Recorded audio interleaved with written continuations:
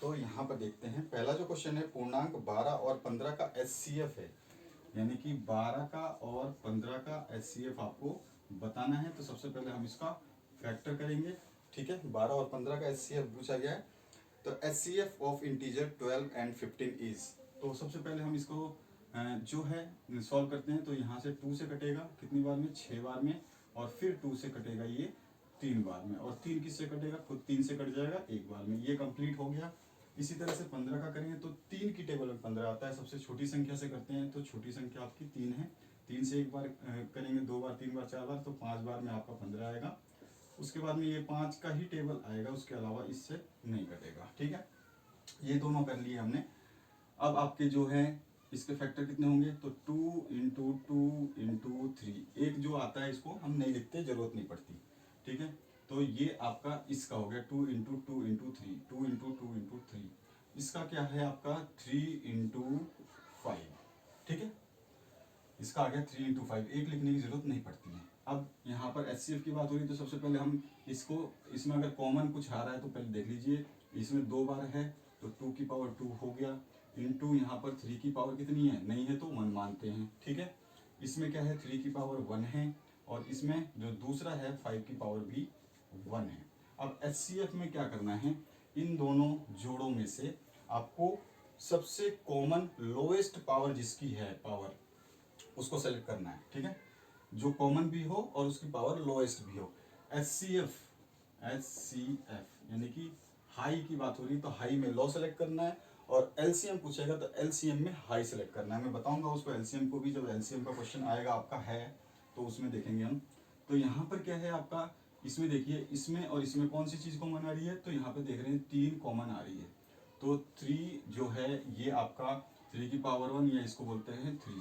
तो ये जो है ये इसका दोनों में से कॉमन आया, जिसकी पावर कम से कम है, तो कम से कम इसमें भी है और कम से कम इसमें भी है। अगर इसकी पावर और कुछ होता तो उसके हिसाब से हम देखते सबसे कम पावर वाली जो दोनों में आ रही हो, ठीक है। बस वही एचसीएफ होता है। तो इसका आंसर जो है 3 आ गया।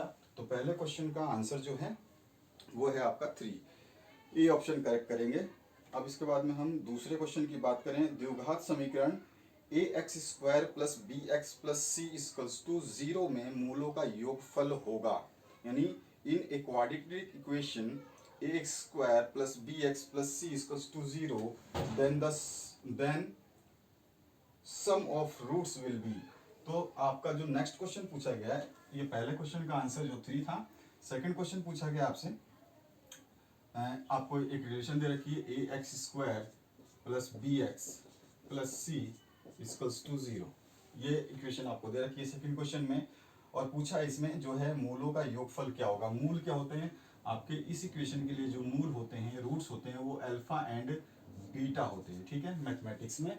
और ये अल्फा और बीटा जो है इन्हीं का मल्टीप्लाई या फिर वो एडिशन पूछेगा, ठीक है। जैसे कि आपको पूछा है इसमें रूट्स, ठीक है।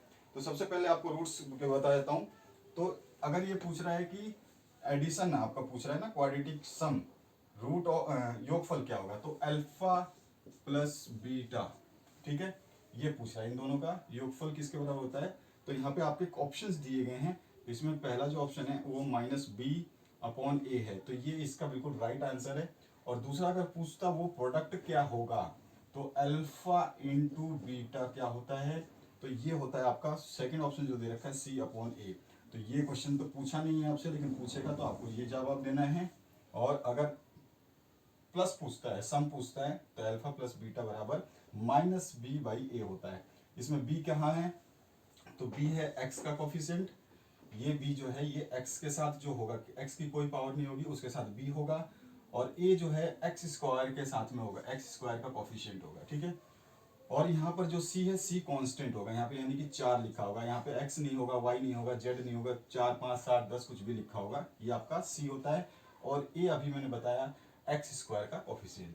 तो इसका जो आंसर है अल्फा प्लस बीटा पूछा है, रूट्स का योग पूछा है, शून्यांकों का योग पूछा है, वो होता है -b/a। ये हमेशा आपको याद रखना, ये फॉर्मूला है, ठीक है। ये क्वेश्चन नंबर 2 कंप्लीट हुआ यहाँ पे।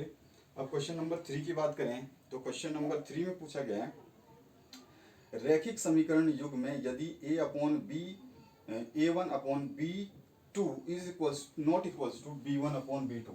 अभी देखते हैं, जैसे मैं बता रहा हूँ आपको दिखा देता हूँ। नेक्स्ट क्वेश्चन में पूछा गया है, यहाँ पे दिया गया है A1/A2 is not equal to B1/B2।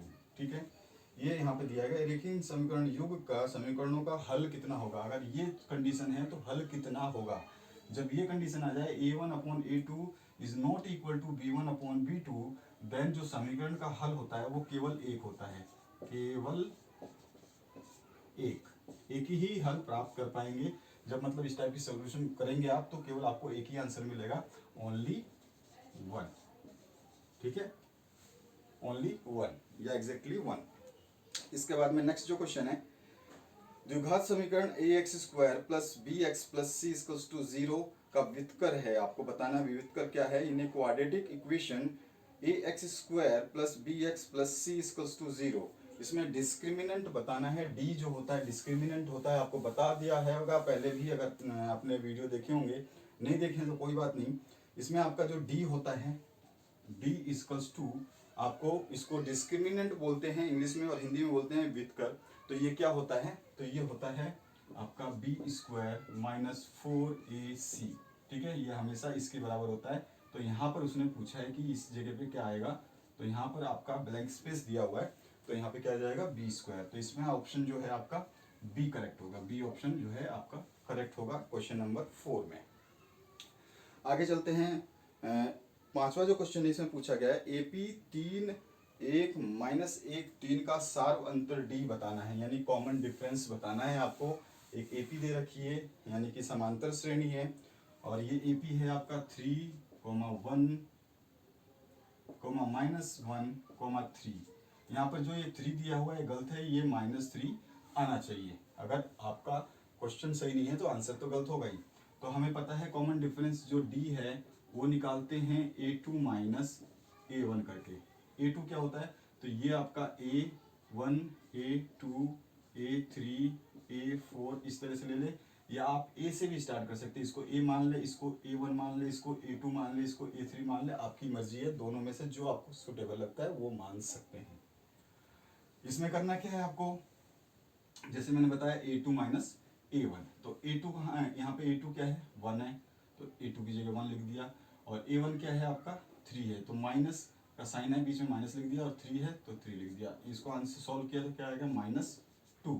ठीक है, चाहे तो आप ये वाला ले लें, नेक्स्ट मतलब पहले टर्म में से लास्ट वाले टर्म में से, मतलब आगे वाले टर्म में से पीछे वाले टर्म को घटाते हैं तो आपका d निकलता है, सार अंतर निकलता है, यानी कॉमन डिफरेंस निकलता है। अगर यहाँ पे बात करें हम इस दोनों में से, तो इसमें से अगर इसको घटाएं तो यहाँ पर अगर ये -1 है, -1 में से -1 कर दें तो is equals to minus minus क्या हो जाएगा -2। यहाँ पे भी आपका 2 आ रहा है, यहाँ पे भी आपका 2 आ रहा है। ठीक है, लेकिन आगे जब ये प्लस का था, यहाँ पे ये माइनस साइन नहीं है आपके मॉडल पेपर में, जो कि गलत है, होना चाहिए। अगर ये माइनस नहीं होगा तो ये -2 नहीं आएगा। ठीक है, तो इसका जो आंसर है वो -2 होगा, ऑप्शन नंबर बी करेक्ट है इसका। ठीक है, आगे बात करते हैं 6th क्वेश्चन में। पाइथागोरस प्रमेय के अनुसार 5² प्लस 12² इक्वल्स टू क्या होगा। यहाँ पर 3 ऑप्शंस आपको दिए गए हैं।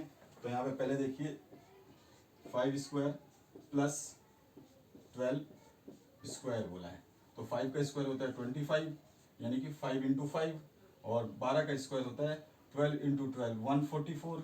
ठीक है, 12 12 144, 12 × 12 144। अब इन दोनों को ऐड करेंगे हम, तो ये कितना आता है 5 और 4 कितना हो गया 6, 5 और 4 9, और ये 4 और 2 6, और 1 का 1, तो 169, और 169 का अगर हम रूट करते हैं, ठीक है, तो ये कितना आ जाएगा 13। ठीक है, तो यहाँ पर जो आंसर आपको दिया है कि ये कैसे आएगा, तो 13 का स्क्वायर है, 13 × 13 करोगे तो आपका 69 आएगा, 169। तो इसका आंसर कौन सा होगा 13 का, जो आपका क्वेश्चन नंबर 6 है, इसका आंसर हो जाएगा ये। ठीक है, ए ऑप्शन में जो 13 लिखा हुआ है, 13 का स्क्वायर, ये आपका आंसर है। क्लियर हुआ। अब हम बात करते हैं नेक्स्ट आपका जो 7th क्वेश्चन है उसकी। तो यहाँ पे पूछा गया है 9 sec² a minus 9 tan² a बराबर होंगे, किसके बराबर होंगे। यहाँ पे भी ऑप्शंस दिए गए हैं, और अगर आपने ट्रिग्नोमेट्री सेक्शन के जो आपके साइन कोस टेन की जो वैल्यूज निकालते हैं, अगर वो टेबल आपको याद नहीं है तो उसका वीडियो मैंने डाल दिया है, उसको आप देख लेना, डिस्क्रिप्शन में ही उसकी लिंक मिल जाएगी, आप इसी वीडियो के डिस्क्रिप्शन में उसको देख सकते हैं। तो क्वेश्चन है, पूछा गया आपसे 9 सेक स्क्वायर ए की जगह थीटा भी हो सकता है, बी भी हो सकता है, पी भी हो सकता है, क्यू भी हो सकता है, ए एक एंगल है, ठीक है। आगे है इसमें -9 10 स्क्वायर ए, ठीक है। ये किसके बराबर होगा ये हमें बताना है। इस क्वेश्चन में ऑप्शंस भी दिए हुए हैं 1, 9 एंड 0। तो सबसे पहले इसको सॉल्व करना आना चाहिए। ट्रिग्नोमेट्रिक आपको नहीं आती है, ट्रिग्नोमेट्री के वीडियोस बनाए जा रहे हैं, उनको देखते जाइए, आपकी ट्रिग्नोमेट्रिक फिंगर टिप्स पे क्लियर हो जाएगी। तो सबसे पहले हम जानते नहीं होंगे तो आपको दिक्कत हो जाएगी। 10 की जो वैल्यूज हैं वो कैसे निकली, तो आपको पहले पता होना चाहिए कि sec square A equals to होता है 1 + 10 स्क्वायर ए के बराबर, ये होता है ये वैल्यू। तो इसकी जगह ये लिख देंगे तो सारी इक्वेशन 10 10 10 जैसी हो जाएगी। क्लियर हुआ। इसकी जगह अगर हम सेक की जगह 1 + 10 स्क्वायर लिख देंगे तो इस सब में यहाँ पे भी 10 हो जाएगा और यहाँ पे भी 10 हो जाएगा, तो आसानी से सॉल्व हो जाएगा। तो लिख लेते हैं, तो 9 का 9 रहने देते हैं। सेक स्क्वायर की जगह हमें क्या लिखना है, 1 + 10 square A, 10 square A bracket close, क्योंकि ये इसकी वैल्यू हमने लिखी है यहाँ पे, -9 10 स्क्वायर ए, ठीक है। अब इसको सॉल्व कर लेते हैं, तो ये 1 × 9 कितना हो जाएगा 9, प्लस में ये कितना हो जाएगा 9 × 10 9 10 स्क्वायर ए, ये सॉल्व हो गया पूरा, -9 10 स्क्वायर ए गिवन है, ठीक है। ये प्लस का 9 स्क्वायर ए है और ये माइनस का 9 स्क्वायर है, तो ये और ये कैंसिल हो जाएगा, तो बचा क्या आपके पास 9। तो आंसर क्या हो जाएगा आपका 9, यानी ऑप्शन कौन सा है आपका, ये बी ऑप्शन आपको करेक्ट कर लेना है, ठीक है। कोई भी डाउट हो कमेंट कर दीजिएगा। आगे बात करूं मैं, आप किसी भी बोर्ड से हो, अगर आप ये वीडियो देख रहे हैं तो आपकी मैथमेटिक्स पूरी क्लियर होने वाली है। आराम से इसको देखिए, जल्दबाजी करने की जरूरत नहीं है। मैथमेटिक्स में कोई शॉर्टकट नहीं है, हमेशा एक स्टेप होता है, एक सिस्टम होता है, उसके अकॉर्डिंग ही हमें चलना पड़ता है। अगला क्वेश्चन है, वृत्त को 2 बिंदुओं पर काटने वाली रेखा क्या कहलाती, काटने वाली यानी कि काट रही है, अभी कौन सी रेखा कहलाएगी वो, तो उसको हम बोलते हैं सीकेंट इंग्लिश में, और हिंदी में क्या बोलते हैं, छेदक रेखा, ठीक है। सीकेंट बोलते हैं या छेदक रेखा। तो इसमें आंसर जो है आपका कौन सा क्वेश्चन है, ये 8वां क्वेश्चन है। 8वें क्वेश्चन में आप लिख सकते हैं छेदन रेखा, ठीक है, या फिर सीकेंट भी लिख सकते हैं। आप इंग्लिश मीडियम से हैं तो आपको सीकेंट लिखना पड़ेगा। अगर हम व्रत को थोड़ा सा समझें तो मैं आपको थोड़ा सा डिस्क्राइब कर देता हूँ फटाफट एक ही स्टेप में। जो कहीं व्रत में सेंटर पे से आपका कोई भी एक आधा जो आप रेडियस खींचेंगे, ये आपकी रेडियस आर, या फिर आप इसको त्रिज्या बोलते हैं, ठीक है। इसको जो लाइन ऐसे काट जाए तो इसको बोलते हैं छेदन रेखा, तो ये सीकेंट है। क्लियर हुआ। अगर ये लाइन नहीं कटती, ऐसे ही रह जाती, कहीं पर छोड़ दो यहाँ पर, तो ये आपका कोड कहलाता है। कोड को हम क्या बोलते हैं, जीवा। और यही रेडियस अगर सेंटर से ही कोई रेखा आर पार कटेगी नहीं, मतलब बाहर तक जाए, यहाँ तक जाए, दोनों कोने तक, एंड तक जाए इसके सर्कल के, और सेंटर पे ही हो, तो इसको हम कहते हैं डायमीटर डी, यानी कि आपका व्यास, ठीक है। तो ये आपको ध्यान रखना है कि कौन सी चीज क्या होती है। नेक्स्ट जो 9th क्वेश्चन है इसकी बात करते हैं हम। तो 9th क्वेश्चन में पूछा गया है, कोष्टक में दिए गए सही शब्द का उपयोग करते हुए आपको है रिक्त स्थानों की पूर्ति करनी है। तो इसमें पूछा गया है, सभी वर्ग खालिस्तान होते हैं। तो वर्ग की बात करें तो स्क्वायर की बात हो रही है, ये स्क्वायर है, एक बड़ा स्क्वायर ले लेता हूँ, ठीक है, ये स्क्वायर है, ये भी स्क्वायर है, और ये भी स्क्वायर यानी कि वर्ग है, ये भी वर्ग है। अब ये देखने में क्या, ये साइड और ये साइड क्या बराबर है, बिल्कुल नहीं है, लेकिन देखने में क्या लग रहे हैं, ये एक जैसे, भले छोटे बड़े हैं, लेकिन हम देख के बता सकते हैं। जैसे हमने कहा कि आपका एक सर्किल देखा, एक छोटा सर्किल और एक बड़ा सर्किल, तो दोनों को देखने के बाद हमने क्या कहा, सर्किल है, बस इतना ही, यानी कि वो सर्किल जैसे दिखते हैं। यानी वो समरूप हैं, ठीक है, यानी कि वो सिमिलर हैं, ये सिमिलर हैं लेकिन इक्वल नहीं है, कॉन्ग्रुएंट नहीं है, तो ये सिमिलर आ जाएगा, समरूप आ जाएगा। इसका आंसर क्या हो जाएगा? समरूप, या फिर लिख सकते हैं सिमिलर, ठीक है। ये इसका आंसर हो गया। अब आ जाइए 10th क्वेश्चन जो है, बेलन का आयतन होता है। बेलन का आयतन यानी कि सिलेंडर की बात हो रही है, सिलेंडर का जो वॉल्यूम है वो आपको बताना है।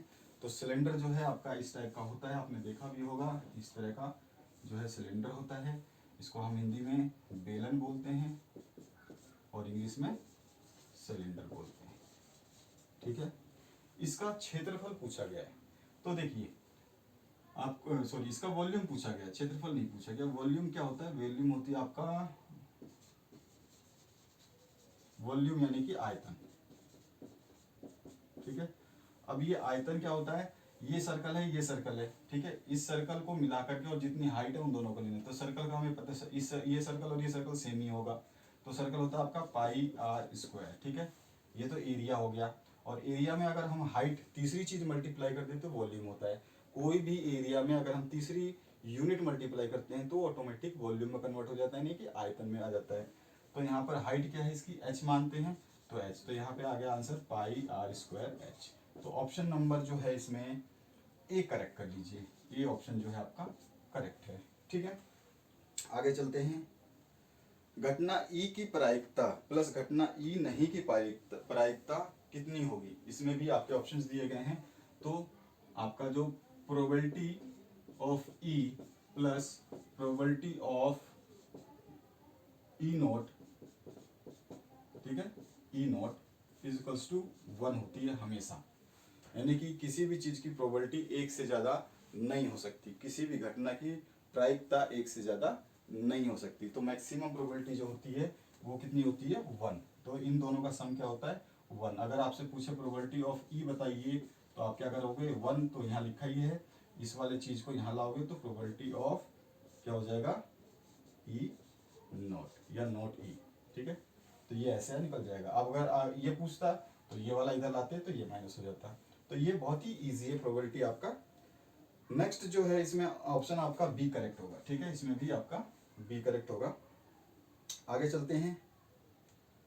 पूछा गया है आर त्रिज्या वाले वृत्त के उस त्रिज्या खंड का क्षेत्रफल जिसका कोण p डिग्री है क्या होगा?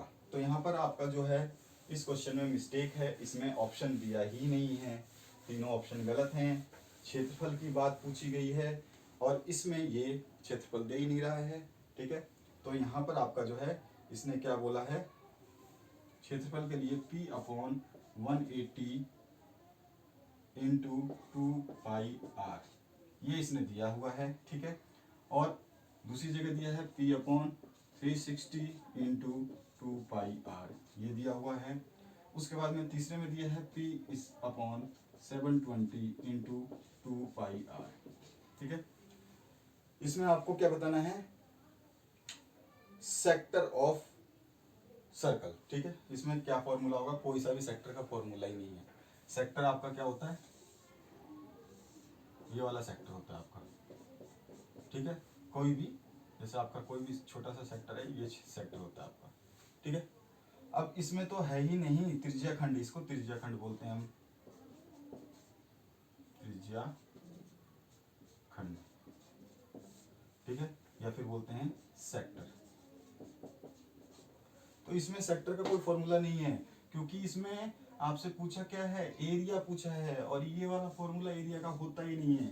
ये किसका होता है? सरकमफेरेंस का फॉर्मूला। तो यहाँ पे सब जगह सरकमफेरेंस दिया हुआ। अगर ये देता p अपॉन 360 इंटू पाई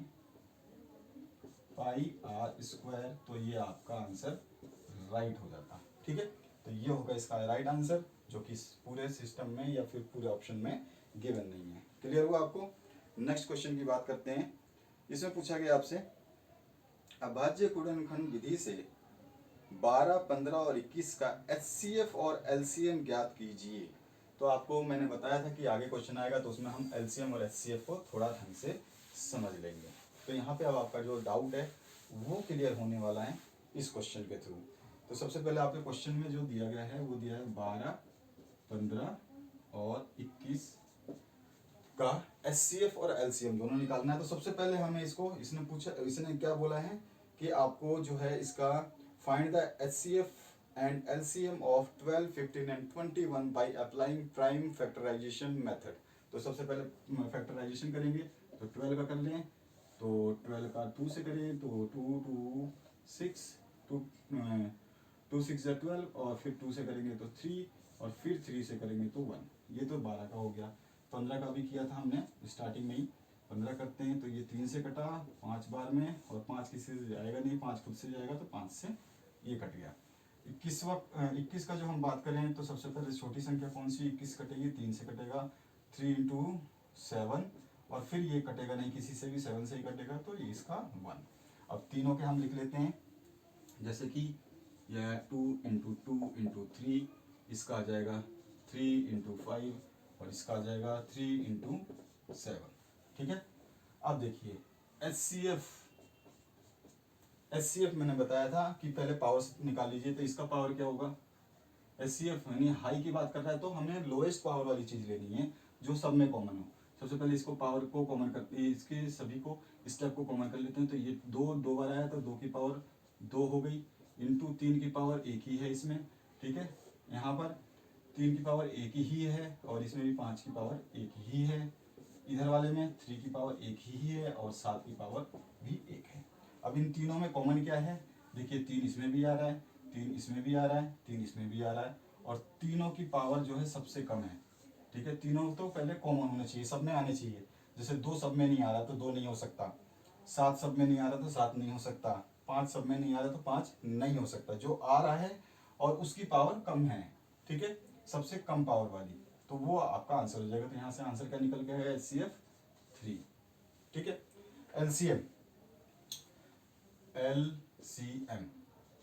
अब LCM निकालना है, तो हमें वो देखना है कि जो संख्या की पावर सबसे ज्यादा है। ठीक है, और वो सब में हो चाहे नहीं हो वो जरूरी नहीं है। ठीक है, तो यहाँ पर अगर LCM निकालें, आपका जो क्वेश्चन है इसकी बात करें, तो देखिए इसमें कितना है, सबसे हाईएस्ट पावर 2 की पावर 2 इंटू, और कौन सी पावर है 3 की पावर 1 इंटू, और कौन सी पावर है आपका 5 की पावर 1 इंटू 7 की पावर 1। देखिए तीनों में 3 था, इसको एक ही बार लेना है। ठीक है, हाईएस्ट पावर जो भी होगी वही लेना है। इसमें 2 की पावर ले लिया हमने, 5 ले लिया, 7 ले लिया, और 3 भी ले लिया, सारे ले लिए। अब इनको मल्टीप्लाई करेंगे तो ये आ जाएगा आपका, हाँ ये तो आपका 4 हो गया, 4 इंटू 3 आपका 12 हो गया। ठीक है, ये आपका 12 हो गया, ये मल्टीप्लाई 5 तो ये हो गया 60, और ये मल्टीप्लाई 7 तो ये हो गया 420। ठीक है, तो सारों को मैंने ऐसे टुकड़ों मल्टीप्लाई किया, अगर आप आराम से मल्टीप्लाई करेंगे तो 420 आएगा। तो 420 वो नंबर है जो आपके 12 से भी डिवाइड होगा, 15 से भी डिवाइड होगा, और 21 से भी डिवाइड होगा। ये है आपका LCM। क्लियर हुआ, तो ये LCM हो गया। तो आपको ऐसे निकालना था, पहला आपका जो आ जाता 3 आंसर आता, और दूसरा जो आंसर आता आपका 420 आता। क्लियर हुआ। नेक्स्ट क्वेश्चन की बात करते हैं।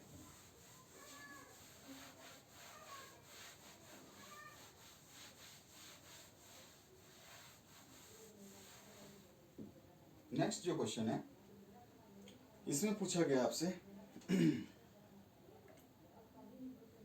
13 के बाद 14 क्वेश्चन कहाँ है, 14 क्वेश्चन ये है, बहुपद 4s² माइनस 4s प्लस 1 के शून्यांक आपको ज्ञात करने हैं। 4s² प्लस 4 के शून्यांक आपको ज्ञात करने हैं। तो सबसे पहले आपको क्या करना पड़ेगा, इसके फैक्टर कर लेने पड़ेंगे। तो सबसे पहले लिख लेते हैं शून्यांक ज्ञात करने के लिए। पहले क्वेश्चन क्या है आपका, जो है आपको दे रखा है 4s² माइनस 4s प्लस 1। ठीक है, ये आपका P मान सकते हैं। ठीक है, P इक्वल्स टू P मान लीजिए, X मान लीजिए, कोई भी आप मान सकते हैं। ठीक है, ये मान लीजिए पोलिनोमियल ऑफ S ही है तो S मान लिया। ठीक है, अब इसके आपको फैक्टर करने पड़ेंगे, फैक्टर किए बिना तो ये सॉल्व होगा ही नहीं।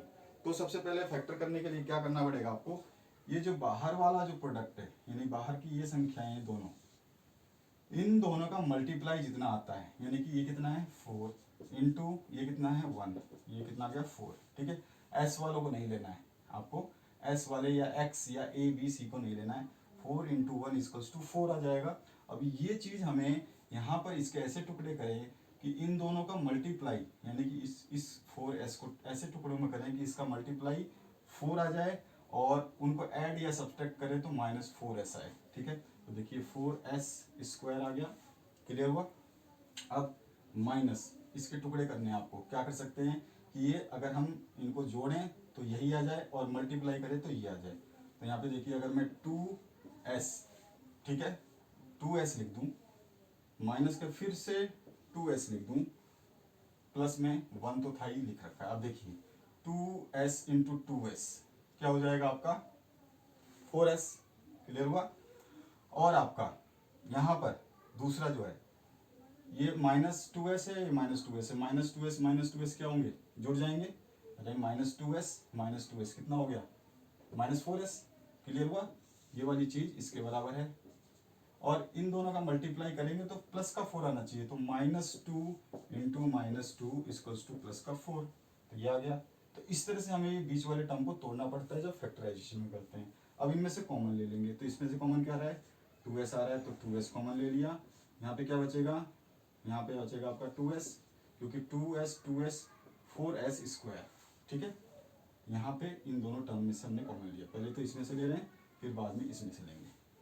तो इसका कितना आपके पास आ गया, यहाँ पर क्या बचेगा, ये तो आपका 2s हो गया और माइनस का यहाँ पे क्या बचेगा 1 इंटू 2s बराबर फिर से 2s आ गया। अब दूसरा जो फैक्टर है यहाँ पे क्या कॉमन लें, तो यहाँ पर देखते हैं हमें जो ये चीज़ है ब्रैकेट में वही चीज़ यहाँ पे आनी है। तो हम क्या करेंगे, यहाँ पे भी आपका 2s आएगा, ठीक है, माइनस में 1 आएगा, तो इसका मतलब क्या है, यहाँ पे माइनस का आप क्या लेंगे 2, माइनस का 1 लेंगे, सॉरी यहाँ पे -1 ले लेंगे। -1 लेने से क्या होगा, देखिए -1 इंटू 2s और -1 इंटू -1 प्लस का 1 हो जाता है। ठीक है, अब आपके पास फैक्टर्स कितने आ गए, तो एक आ गया आपका 2s -1, ये वाला 2s और ये -1, और दूसरा आ गया 2s -1। ठीक है, यानी कि इससे कितना, इसकी बात करें तो 2s इक्वल्स टू 1 और इसका भी 2s इक्वल्स टू 1। तो ये आपके जो है क्या आ गए, शून्यांक आ गए। क्लियर हुआ अभी यहाँ तक। ठीक है, अब इसके आगे और सॉल्व करना है, क्योंकि अभी 2s ही निकला है, s नहीं निकाला हमने। तो अगर हम आगे s निकालें, s बराबर क्या हो जाएगा 1/2, और यहाँ पे भी s इक्वल्स टू 1/2। तो ये आपके पास में ये शून्यांक 1 है और ये शून्यांक 2 है, यानी कि आप बोल सकते हैं alpha equals to 1/2 and beta equals to 1/2। ये दोनों के दोनों आपके आंसर ये रहा। आगे क्वेश्चन की बात करें तो नेक्स्ट क्वेश्चन जो है आपका 14 जो है 15, इसमें पूछा गया आपसे बिंदुओं 2,3 और 4,1 के बीच की दूरी ज्ञात करो। Find the distance between the points 2, 3 and 4, 1।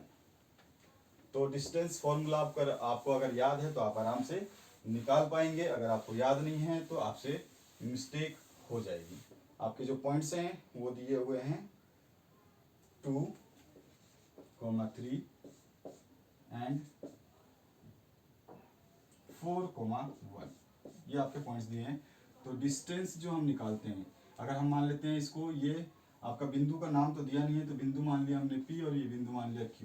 ठीक है, तो PQ की डिस्टेंस की दूरी, तो डिस्टेंस फॉर्मूला क्या होता है PQ का, PQ इक्वल्स टू होता है अंडर रूट, ठीक है, x2 माइनस x1 का होल स्क्वायर माइनस प्लस आपका y2 माइनस y1 का होल स्क्वायर। क्लियर हुआ। अब देखिए इसमें है आपका ये x1 और ये है आपका y1, ये x1 और ये y1, ये है आपका x2 और ये है आपका y2। क्लियर हुआ। जहाँ पे x1 है वहाँ पे x1 की वैल्यू लिख देनी है, जहाँ पे y1 है वहाँ y1 की वैल्यू लिख देनी है। चलिए लिखते हैं, x2 कहाँ पे है, x2 4 है, 4 माइनस x1 कहाँ है 2 है, 2 है, ये रहा, प्लस y2 कहाँ है, y2 है आपका 1, तो 1 लिख देंगे, माइनस y1 कितना है 3। ठीक है, इसका भी स्क्वायर कर दिया। अंडर रूट तो है ही इसका ऊपर। अब इसको पहले सॉल्व कर ले अंडर रूट के अंदर ही, तो ये कितना हो जाएगा 4 माइनस 2, 2 का स्क्वायर प्लस 1 माइनस 3 का होल स्क्वायर है। इसको पहले हम माइनस करेंगे तो ये कितना आ जाएगा माइनस का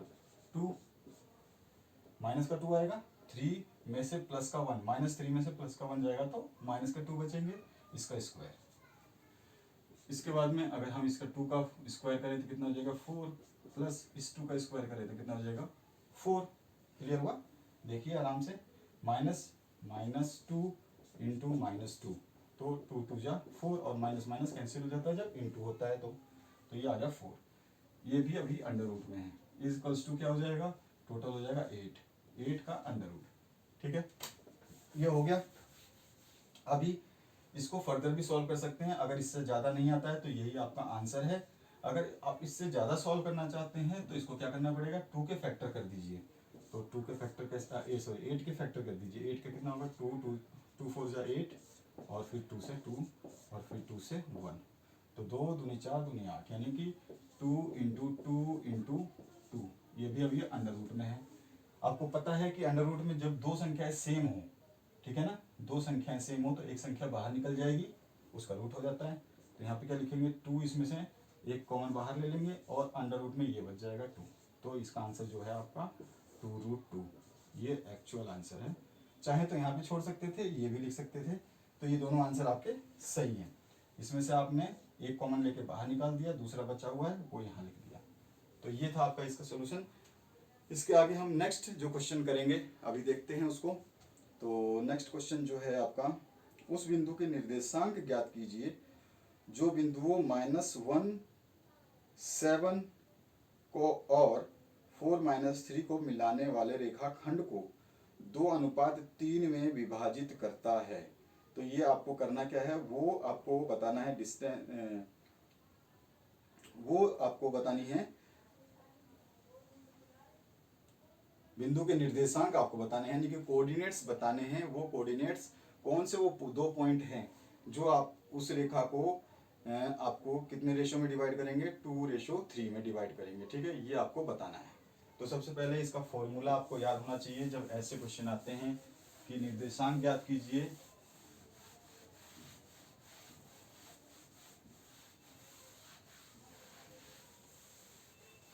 तो निर्देशांक ज्ञात करने के लिए सबसे पहले हम इसके लिख लेते हैं कि आपको दिया क्या क्या है। तो आपको x1 और y1, ठीक है, और x2 और y2 क्या क्या दिया हुआ है ये हम देख लेते हैं। ठीक है, तो x1 आपको दिया हुआ है 2 3, नहीं सॉरी -1,7। और दूसरा जो क्वेश्चन है थोड़ा छोटा छोटा है आपका पेपर, ये दूसरा जो क्वेश्चन है इसमें दिया हुआ है आपका, दूसरा चीज इसमें दिया हुआ है 4, -3। तो ये आपको ये दे रखा है और ये आपको ये दे रखा है। ठीक है, ये बोल रहा है कि find the coordinates of the point which divides the joint -1 7 and 4 3 in the ratio of 2:3। Ratio कितना दे रखा है 2:3। अब ये 2:3 क्या होता है, m1:m2। ये तो दे दिया, ये हमारे पास है, ये हमारे पास है, ये हमारे पास है। फॉर्मूला आपको पता होना चाहिए, अगर फॉर्मूला नहीं पता है तो आपसे मिस्टेक हो जाएगी। तो फॉर्मूला लिख लेते हैं m1x2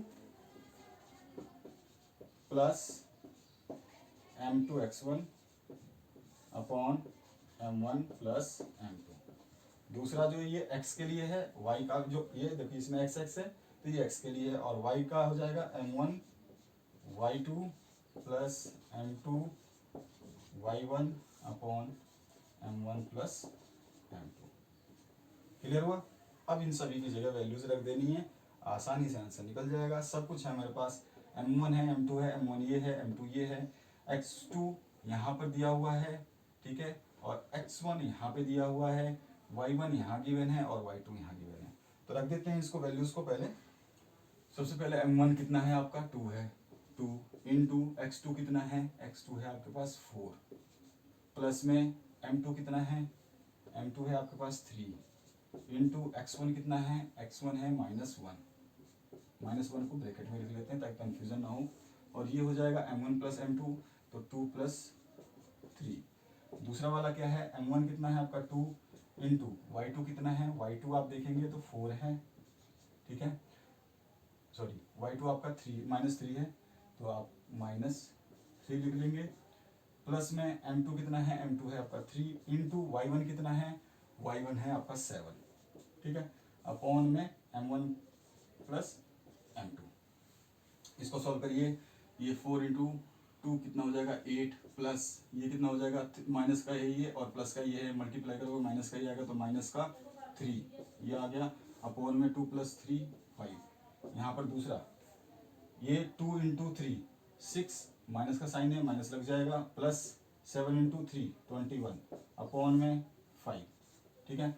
इसको सॉल्व करिए कितना आएगा, ये आ जाएगा 5/5, क्योंकि 8 का प्लस का है और -3 करना है, तो 8 में से 3 जाएगा तो 5 बचेगा, 5/5 ये कट जाएगा, इसका आ गया 1। यहाँ पर दूसरे का देखें तो यहाँ -6 है और ये 21 है, कितना होगा, यहाँ पे आ जाएगा 15, ठीक है। और भी प्लस का होगा क्योंकि माइनस वाला छोटा है, प्लस वाला बड़ा है, तो माइनस का नहीं आएगा साइन, यहाँ पे 15, तो ये आ गया पहले ऊपर का सॉल्व, और नीचे वाला 5 है ही, 5 से इसको काट देंगे, तो 5 में 15 3/1।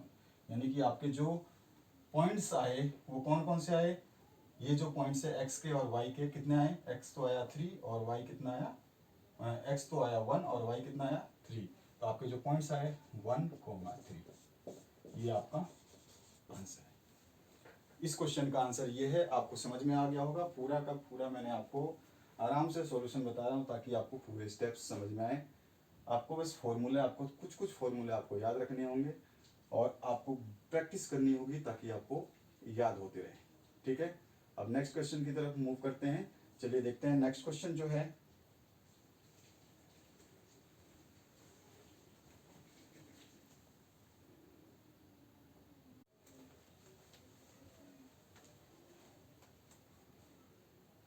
अभी नेक्स्ट क्वेश्चन को सॉल्व करते हैं आपका, तो इसको इरेज कर देता हूं मैं।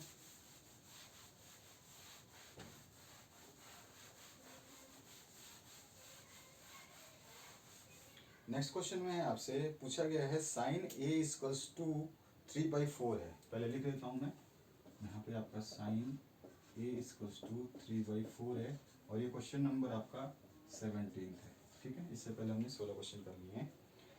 इसमें आपको कोस a और टेन a की वैल्यू फाइंड आउट करनी है। क्या फाइंड आउट करनी है, कोस a और टेन a। बहुत ही इजी क्वेश्चंस होते हैं ये, कोई बात नहीं, आपको समझ में नहीं आ रहा है तो अब आएगा, पर ध्यान देना है आपको। देखिए सबसे पहले जब ऐसे फॉर्म में कुछ पूछा जाए तो आपको सबसे पहले ट्रायंगल बनाना है। ट्रायंगल बनाने के लिए आपको ये पता होना चाहिए कि ट्रायंगल का ये हिस्सा कौन सा है और ये कहाँ लिखना है, बस वो मैं बताता हूँ कैसे। सबसे पहले मैंने ट्रायंगल, जब भी sine cos tan cot sec और आपके कोसेक की बात हो, हमेशा एक राइट एंगल ट्रायंगल की बात हो रही है, आपको गांठ बांध लेनी है। विदाउट राइट एंगल ट्रायंगल ना साइन आ सकता है, ना कोस आ सकता है, ना टेन आ सकता है, ना सेक आ सकता है, ना कोसेक, कोई भी आइडेंटिटी बिना राइट एंगल ट्रायंगल के नहीं हो सकती। तो हमें राइट एंगल ट्रायंगल बिना सोचे समझे कर बना लेना है। मैंने बना लिया, राइट एंगल है, थोड़ा सा टेढ़ा मेढ़ा बना होगा, समझ जाना। ये राइट एंगल ट्रायंगल है, इसका नाम दे सकते हैं हम ए बी और सी, आपकी मर्जी, आप चाहें कहीं से भी स्टार्ट करें, मेरी मर्जी है, मैंने अपनी मर्जी से कर दिया। रटने की जरूरत नहीं है, मैथमेटिक्स पढ़ रहे हैं, सीखने की जरूरत है। इसमें साइन ए, ये 3 और 4 कौन सा है, 3 ये है, 4 ये है, 3 ये है, कैसे पता चलेगा। तो मैं हिंदी मीडियम और इंग्लिश मीडियम दोनों के लिए एक ट्रिक दे रहा हूँ। सबसे पहले आपको ध्यान रखना है, एक आपको पहले ही पता होगा, पढ़ा होगा तो आपको, और नहीं भी पढ़ा है तो कोई बात नहीं, मैं आपको बता रहा हूँ उसी हिसाब से करना है। तो सबसे पहला ट्रिक जो है वो है आपका, मैं यहाँ लिख देता हूँ, इसमें आपको सबसे पहले करना है लाल बटे कक्का, LAL/KKA। ये लाल बटे कक्का है आपका हिंदी मीडियम के लिए। और इसी को अगर हम बात करें तो पंडित बद्री प्रसाद हर हर बोले, ये है इंग्लिश मीडियम के लिए। अब समझा देता हूँ ये क्या है। देखिए पहले यहाँ पे आप देख रहे हैं कि 3 हिस्से हैं अलग अलग, मैंने ये थोड़ा सा मिस्टेक कर दिया, वापस कर देता हूँ, वही ये सेम ही है, LAL/KKA, ठीक है। अब मैं लाइन नहीं खींचूंगा, मिस्टेक हो जाती है। ये पहला जो हिस्सा है ये बताता है साइन, ठीक है। ये जो दूसरा हिस्सा है ये बताता है कॉस, और ये जो तीसरा हिस्सा है ये बताता है टेन। ठीक है, इसी तरह से यहाँ पे भी ये पहला हिस्सा है जो साइन का है, ये जो दूसरा हिस्सा है ये कॉस का है, और ये जो तीसरा हिस्सा देख रहे हैं आप ये टेन का है। अब समझ लीजिए क्या बोल रहा हूँ। ये 3/4 कहाँ पर है? 3/4 साइन, साइन क्या है? एल अपॉन के। ठीक है, एल अपॉन के है ये। एल मतलब लंब और के मतलब कर्ण। ठीक है, ए मतलब आधार, के मतलब कर्ण, एल मतलब लंब और ए मतलब आधार। यहाँ पर पी, पी आपका क्या है? परपेंडिकुलर, ये हाइपोटेनस, ये क्या है? बी बेस, ये हाइपोटेनस, और पी क्या है? परपेंडिकुलर, और ये क्या है? बेस। ठीक है, इतना समझ में आ गया। अब देख लीजिए, इसमें आपको ये तो पता होगा कि लंब कौन सा है, आधार कौन सा है। तो सबसे पहले आपको पता है नीचे वाली जो लाइन होती है उसको हम आधार बोलते हैं या बेस बोलते हैं। तो आधार बोलिए या फिर बेस बोलिए। ठीक है, ये हो गया ये वाला। ये क्या होता है? लंब होता है, तो इसको मैं लंब लिख देता हूँ शॉर्ट फॉर्म में। ये लंब होता है, या फिर इसको आप परपेंडिकुलर बोलिए। ठीक है, और ये होता है आपका कर्ण, तो इसको कर्ण से लिख देते हैं हम, क्रॉस से, या फिर आप इसको बोल सकते हैं आपका हाइपोटेनस एच। ठीक है, अब आगे समझ में ट्राइंगल, अब कोई दिक्कत नहीं होगी। अब आपको पता है लंब कहाँ है, तो ये साइन दे रखा है, साइन ये रहा। साइन होता है लंब बटे कर्ण। लंब क्या है? 3। लंब कौन सा है? लंब लंब लंब लंब देखिए, तो लंब है ये, तो ये दिया हुआ है 3। ये क्या है नीचे वाला? कर्ण। कर्ण कर्ण कौन सा है? ये है। यानी कि हमारे पास आधार नहीं है, आधार निकल जाएगा तो ये सारे निकल जाएंगे, क्योंकि कोस क्या होता है? कोस होता है आधार बटे कर्ण, और टेन क्या होता है? टेन होता है आपका लंब बटे आधार। तो आधार ही नहीं है हमारे पास, लंब भी है और कर्ण भी, आधार निकाल लेंगे। राइट एंगल ट्राइंगल है, पाइथागोरस थ्योरम हमें पता है क्या होती है? कर्ण का स्क्वायर बराबर आधार का स्क्वायर प्लस आपका परपेंडिकुलर यानी कि लंब का स्क्वायर। अगर मैं इसको इंग्लिश में लिखूं तो कर्ण क्या होता है आपका? हाइपोटेनस का स्क्वायर। ठीक है, ये इक्वल्स टू आधार क्या है? बेस, बी, बेस का स्क्वायर प्लस लंब, लंब को हम लिखें पी, पी का स्क्वायर। ठीक है, अब देखिए आपके पास क्या क्या गिवन है वो चीज़ लिख लीजिए। ये क्या है आपका? अब ये भी मैंने बताया, 3 क्या है? पी है, और एच क्या है? 4 है। तो एच तो हमें दिया हुआ है 4 का स्क्वायर, बी निकालना है, बी एज इट इज छोड़ देंगे, आधार जो है। पी हमें दे रखा है 3, तो 3 यहाँ लिखेंगे, इसका स्क्वायर कर देंगे। ये हो गया 4 का स्क्वायर 16, यहाँ पे बी का स्क्वायर एज इट इज, यहाँ पे हो जाएगा 3 का 9, 3 इंटू 3। बी यहीं रहने दें, बी को उधर ले जाएं या इधर ले जाएं, इसको अलग अलग कर ले, तो बी स्क्वायर बराबर हो जाएगा, ये तो कितना है आपका? यहाँ पर बी स्क्वायर लिखेंगे तो ये उधर चला जाएगा, तो हो जाएगा 16 - 9। ठीक है ना, बी यहीं छोड़ दिया मैंने और इसको इधर ले गया, तो बी बराबर क्या हो जाएगा? 16 - 9 इक्वल्स टू ये आ जाएगा आपका 7। ठीक है, 7 यानी कि बी इक्वल्स टू क्या आ गया? 7 का अंडर रूट। तो बी मिल गया हमें, बी कहाँ है? तो इसकी वैल्यू कितनी आ गई? √7। यहाँ तक ठीक है, उतार लिया होगा आपने, वीडियो को पॉज करके उतार लेना। अब आगे ये वाली चीज़ मिटा रहा हूँ मैं और इनकी वैल्यू लिख देता हूँ। ठीक है, ये स्टेप तो आपको करना है दिखाने के लिए कि हाँ आपने निकाल दिया बी। अब आगे की बात है, बस थोड़ा सा 1 सेकेंड समझाने में देखिए टाइम लगेगा, और समझना है तो देखना पड़ेगा। कोस ए, कोस ए इक्वल्स टू क्या होता है आपका? आधार बटे कर्ण। आधार क्या है इसका? आधार BC, यानी कि BC अपॉन कर्ण। कर्ण क्या है आपका? ये AC, AC। ठीक है, यहाँ पे BC की वैल्यू कितनी है? BC √7। AC कितना है? AC 4। ये हो गया आंसर। इजी। 10 का निकालते हैं। 10A इक्वल्स टू 10 क्या होता है? लंब बटे आधार, यानी कि परपेंडिकुलर अपॉन बेस। परपेंडिकुलर कितना है? परपेंडिकुलर आपका 3 है, या फिर आप बोल सकते हैं AB। AB है, और अपॉन में क्या है? बेस, आधार, आधार ये है 7, और क्या है ये? BC, BC। AB कितना है? AB 3, BC कितना है? √7। ये क्या हो गया इसका answer.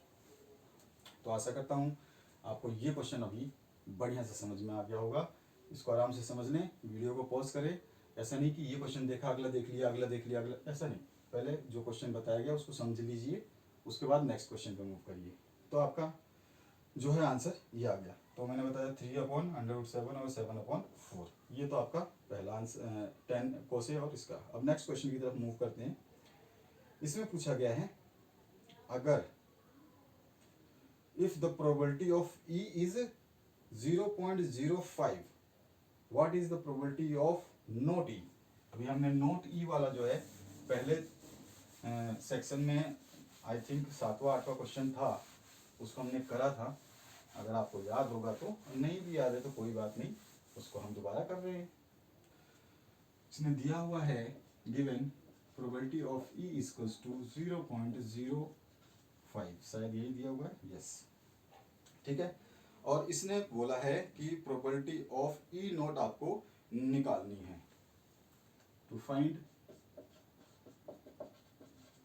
Probability of not E बोले या फिर ई नॉट बोले, ये हमें फाइंड करना है।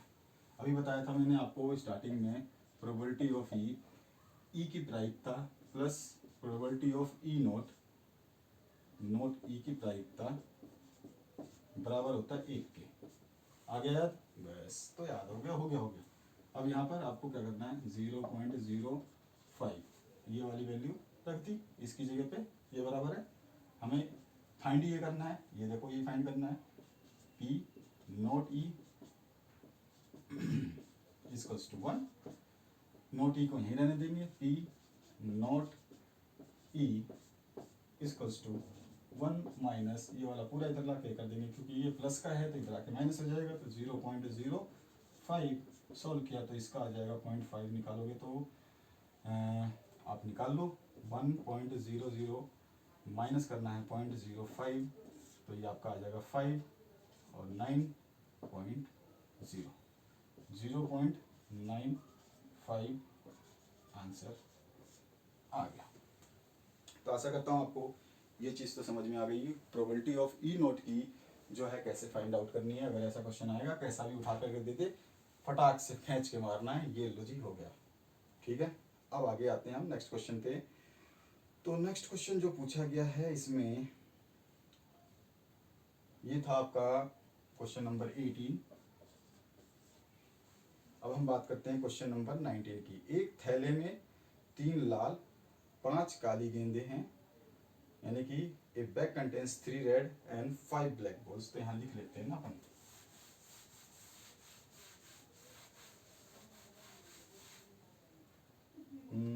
एक थैले में 3 लाल रेड बॉल, नंबर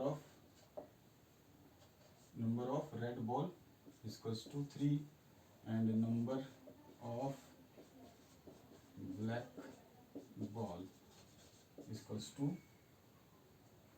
5, ठीक है, ये गिवन है। अभी इसने क्या पूछा है, पहला इसकी क्या प्रायिकता है, what is the probability if the ball is drawn is red. पहला बताना है आपको कि रेड की प्रोबेबिलिटी क्या है, और दूसरा बताना है लाल नहीं हो। दूसरा है अगर लाल नहीं होगा तो बच्चा क्या, काला होगा, तो ब्लैक की प्रोबेबिलिटी बतानी है, ठीक है। तो अभी निकाल लेते हैं। सबसे पहले यहाँ पर number of total number of balls कितनी हो जाएंगी, total number of ball equals to 3 तो लाल हैं 5 काली हैं, बराबर हो गई 8 तो सारी बॉल है थैले में, ठीक है, लाल भी है उसमें काली भी है। अब उसमें से हमने निकाला, तो ये पूछ रहा है कि हम जो है प्रोबेबिलिटी कितने चांस है कि रेड निकलेगा और कितना चांस है कि ब्लैक निकलेगा। तो probability of red is equals to number of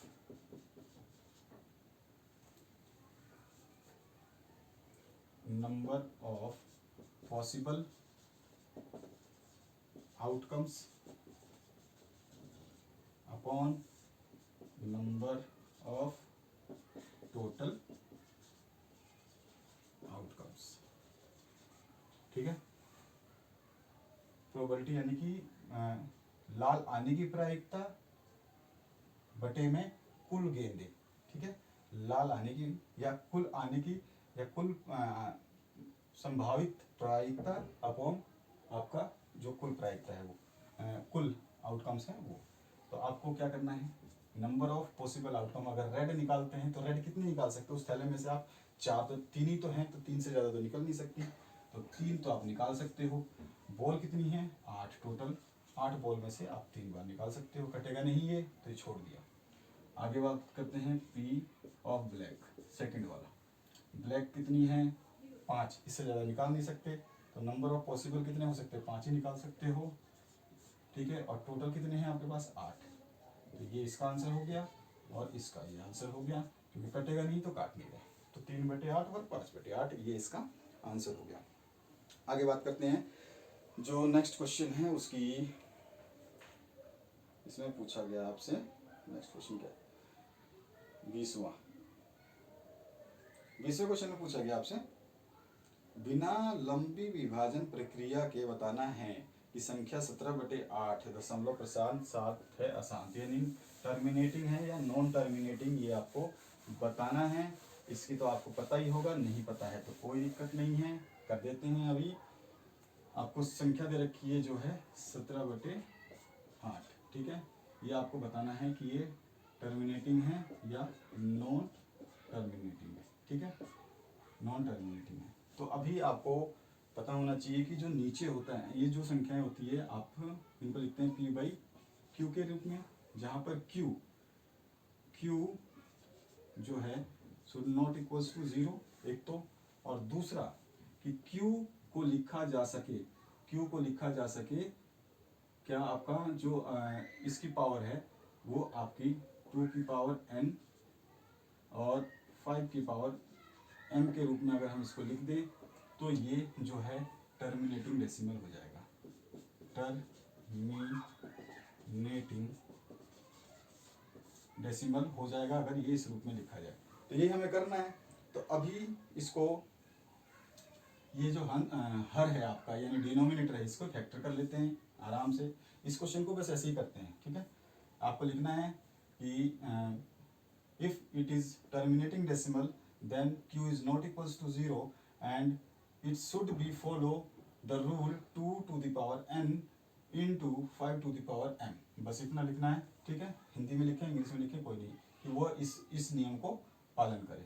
तो नीचे वाले 8 को लिखेंगे, 2 से डिवाइड किया 4 गया, फिर 2 से डिवाइड किया 2 गया, फिर 2 से डिवाइड किया 1 गया, यानी कि 2 की पावर कितनी आ गई, 2 की पावर कितनी आ गई,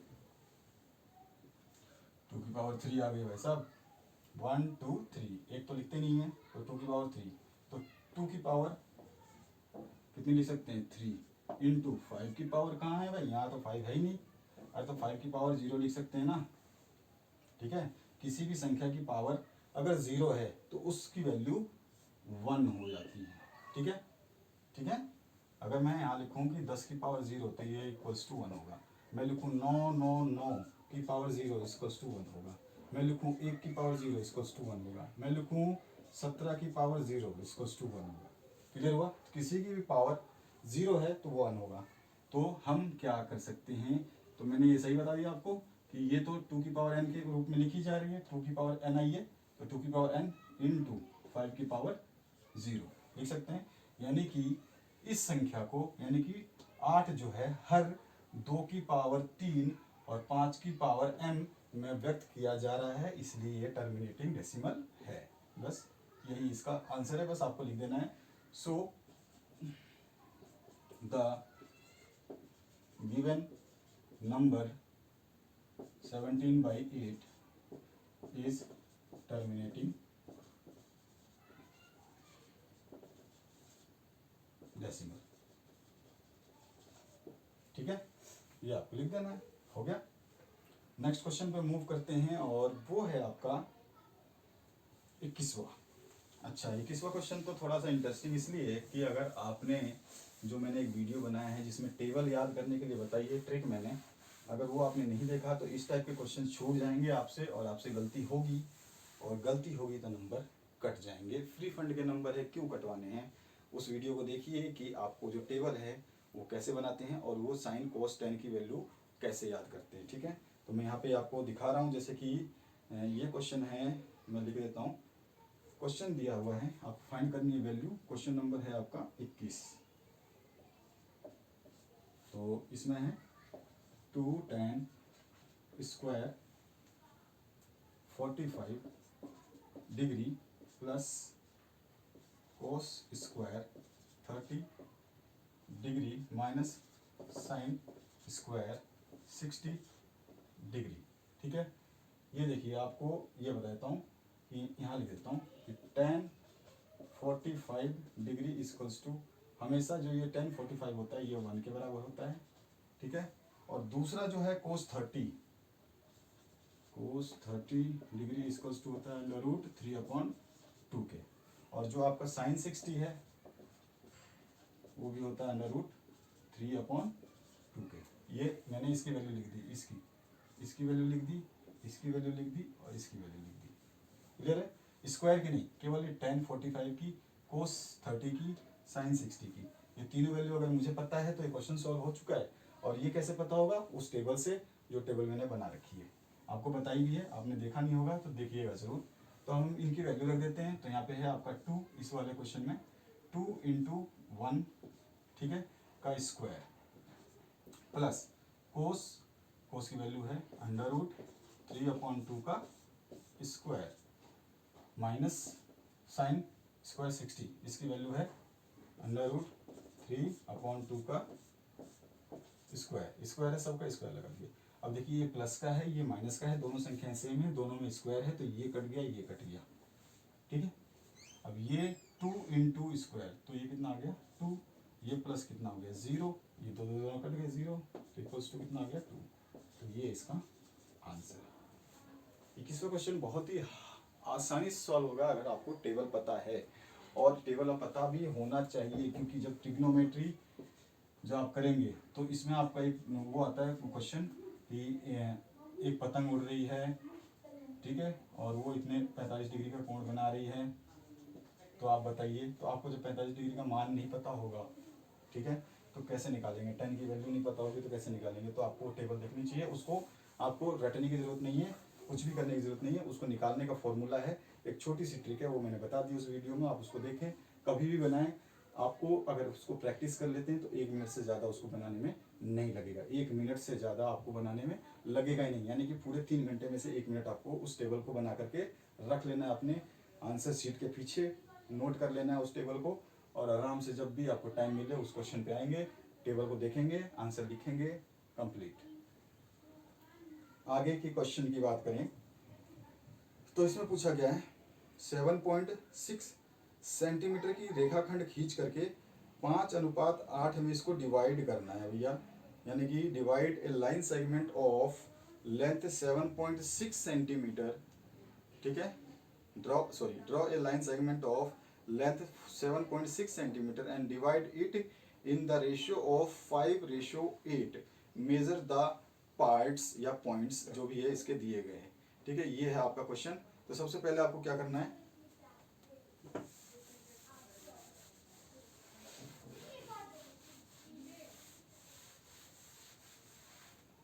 तो सबसे पहले आपको क्या करना है, एक स्केल लेनी है। अभी स्केल तो मेरे पास अभी है, लेकिन अब आपको स्केल लेनी है, और स्केल से जो है इसमें साइज कितनी दी है 7.6 सेंटीमीटर की एक लाइन खींचनी है। तो मैं यहाँ पे लाइन खींच देता हूँ 7.6 सेंटीमीटर की। ठीक है, इसका नाम दे दिया मैंने ए बी, आपकी मर्जी है। आप लिखेंगे रचना, जब लिखेंगे कंस्ट्रक्शन लिखेंगे या फिर रचना लिखते हैं आप,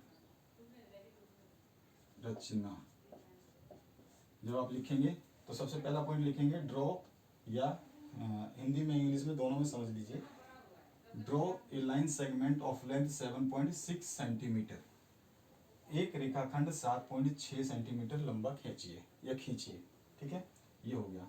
अब इसके ऊपर एक जो है नीचे की तरफ या ऊपर की तरफ, कैसा भी आपको ए पॉइंट पे या बी पॉइंट पे एक एक्यूट एंगल बनाना है जो 90 डिग्री से कम होता है, ऐसा करके आपको बना देना है। ठीक है,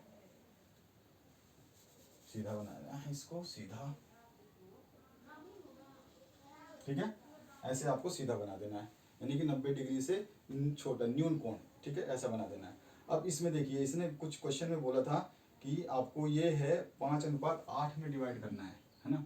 5:8 में डिवाइड करना है, यानी कि ये टोटल कितना है 5 + 8 = 13, यानी कि ये जो लाइन खींची है इसके 13 हिस्से करने हैं बराबर बराबर, ठीक है, 13 हिस्से बराबर बराबर। तो अपने हिसाब से आपको क्या करना है, या तो आप इस पे स्केल रखिए, इस लाइन पे यहाँ से 0.0 से स्केल रखिए, इसको 0 मान लीजिए, ठीक है, यहाँ से स्केल रखिए और स्केल पर हर 1 सेंटीमीटर पे, आपका जो स्केल होता है 15 सेंटीमीटर का होता है कम से कम, हर 1 सेंटीमीटर पे ऐसे से टिक कर लीजिए, एक बराबर बराबर पे 1 सेंटीमीटर, फिर 2, फिर 3, फिर 4, 5, 6, 7, 8, 9, 10, 11, 12, 13।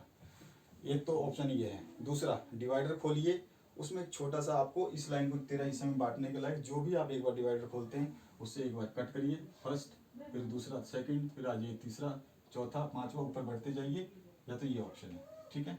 अब इनके आपको नाम लिखने हैं, क्या लिखना है, तो यहाँ पे ए है तो A0 है ये पहला वाला, ये A1, A2, A3, A4, A5, A6, A7, ऐसे करके A13 तक आपको लिख देना है। क्लियर हुआ। अब देखिए इसमें 5:8 में, तो पांचवा कहाँ पे हिस्सा है, पहला, दूसरा, तीसरा, चौथा, पांचवा, उसको बाद में देखेंगे। अब जैसे ही आप 13वां कट करेंगे पॉइंट, तो 13वें को B से मिला देना है, तो स्केल यहाँ पे रखना है और यहाँ पे रखना है और इसको ऐसे आपको मिला देना है। यहाँ तक ठीक है, ठीक है। अब जब ये आप मिला देंगे तो आपके पास ये सर्कल आ गई, ये एक ट्रायंगल जैसा शेप आ गया। अब इसमें से आपको क्या करना है, जो बोला है उसने 5:8, क्योंकि पांचवा हिस्सा और आठवां हिस्सा मिला के 13 हिस्सा आपने बनाए हैं, तो पांचवा हिस्सा कहाँ है, तो एक हिस्सा, दो हिस्सा, 3, 4, 5, तो पांचवा जो हिस्सा है आपका उस पर आप पे इसके पैरेलल, मतलब ये जितनी टेढ़ी है उतनी ही टेढ़ी यहाँ पे लाइन खींचनी है, यानी कि यहाँ से जो ये डिस्टेंस है और यहाँ से वो डिस्टेंस है लगभग लगभग अप्रोक्सीमेटली बराबर सा होगा, लेकिन आपको हमेशा पैरेलल ही खींचनी है। तो आप जब इसको खींचोगे जरूरी नहीं है कि बराबर हो, ऐसा हमेशा नहीं होता है, लेकिन आपको पैरेलल खींचनी है। तो जैसे ये लाइन खींचिए, इसी के पैरेलल यानी समांतर आपको दूसरी लाइन खींचनी है ऐसे। इसका नाम आप ABC दे सकते हैं, D दे सकते हैं, C दे दीजिए, ठीक है। तो ये जो AC है ये 5 का हो गया, ठीक है, मतलब सॉरी AC की मेजरमेंट देना हमें, ठीक है। अब AC, तो ये AC को हमें उससे नापना है, आपके जो स्केल होगा उससे नाप लेना है, और इसको मेज़र करोगे तो जो AC है वो अप्रोक्सीमेटली